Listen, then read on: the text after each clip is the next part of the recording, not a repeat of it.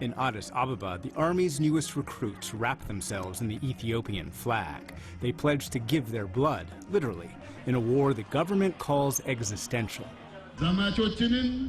Our recruits shall bury the enemy and make sure Ethiopia's sovereignty is respected. That enemy is in Tigray in northern Ethiopia, led by the local government Tigrayan People's Liberation Front, or TPLF. Today, Ethiopia's federal government is waging war against Tigray not with arms, but food. 5 million Tigrayans don't have the means to eat and rely on aid. But many World Food Program trucks are blocked by the Ethiopian government. The last convoy allowed into Tigray was 3 weeks ago, a fraction of what's needed to stop starvation. This is a really large humanitarian disaster. Marixi Mercado of UNICEF just returned from Tigray. She saw an acute crisis. Last month, hundreds of Tigrayan women lined up with the most vulnerable victims. UNICEF says over the next year, 100,000 Tigrayan children face life-threatening malnutrition, 10 times the normal number, and nearly 500,000 are facing famine. Aid workers handed out high-calorie, vitamin-fortified biscuits to try and save children's lives. There's very little or none of the therapeutic food that these severely acutely malnourished children need in order to survive. There's almost no electricity. There's no antibiotics.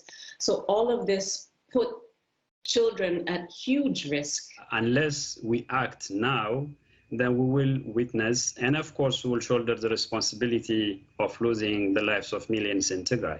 Johannes Abraha represents the TPLF overseas. Until last year, he worked for the Ethiopian government. He now accuses them of withholding food as a weapon of war and risking a repeat of the famine 40 years ago that killed 1 million Ethiopians. If they don't get the necessary and emergency food aid, then we will witness the catastrophic famine that we have witnessed in Ethiopia in the 1970s, 80s. The Ethiopian government says the crisis started late last year when Tigrayan forces attacked a federal outpost.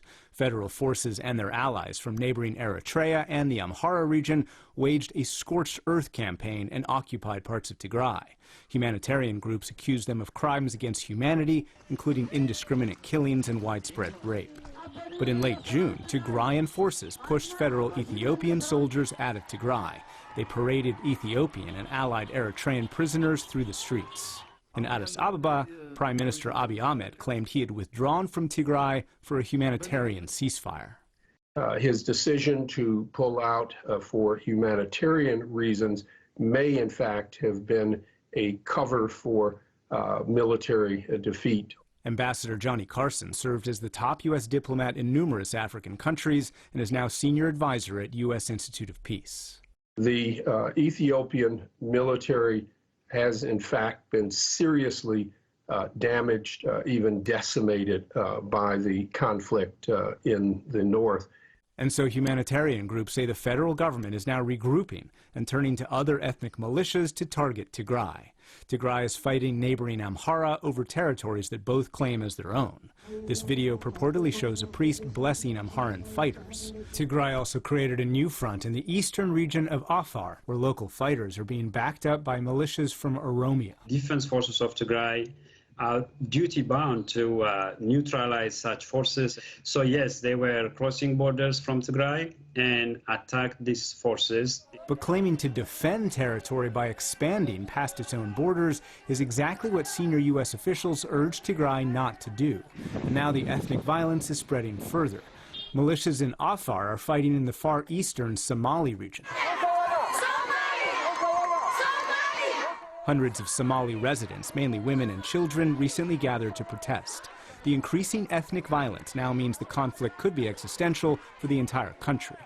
The current Ethiopian crisis puts Ethiopia at risk of collapse as a unified state.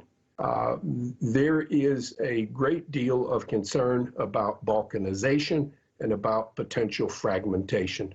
A military dictatorship known as the Derg ruled for 17 years before TPLF rebels helped topple it in 1991. They divided the country into 10 states on sometimes fragile ethnic lines and often persecuted their opponents. Adote Akwe leads Amnesty International's Africa team. The country it's cracking on fault lines because the system that kept it together was autocratic and repressive and very violent, and that system has broken down. Abiy took power from the TPLF in 2018 and promoted himself as creating a new democratic era. He won the Nobel Peace Prize for brokering peace with Eritrea after 2 decades of hostilities. But their mutual enemy is Tigray, and Abiy refers to the TPLF as weeds and Ethiopia's cancer. The Biden administration has tried to pressure Abiy's government to stand down, including during this week's visit to the region by USAID Director Samantha Power. But humanitarian groups say the pressure needs to increase. Really need to turn up the pressure to say this is not only very dangerous, but it's also putting millions of lives at risk. And without a political solution, that risk to lives and the country will become more dire.